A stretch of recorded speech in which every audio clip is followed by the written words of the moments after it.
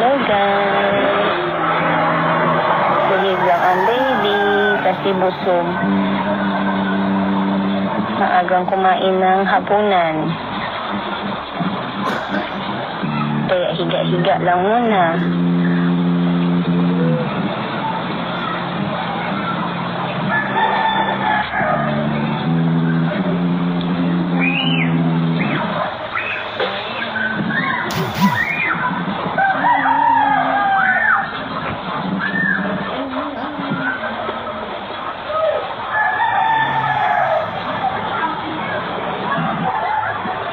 Bakit yung ibang mga tao hindi nakakaintindi ng sitwasyon ni baby?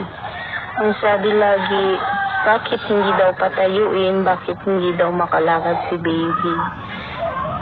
Hindi niya talaga makalakad si baby kasi nga hindi niya po kayang mag-balance ng katawan niya. Kahit upo po, kailangan meron talagang sa gilid kasi nga wala siyang balance. Pero tuwing umaga, minamassage lagi yung mga paa niya. Hindi naman natin kasi alam na baka sa susunod makalakad si baby. Kaya sa ngayon po, sinasabi ko talaga na hindi po makalakad si baby. Hindi pa po makalakad si baby kasi hindi niya po mabalance yung kanyang katawan po. Dahil sa kanyang kondisyon.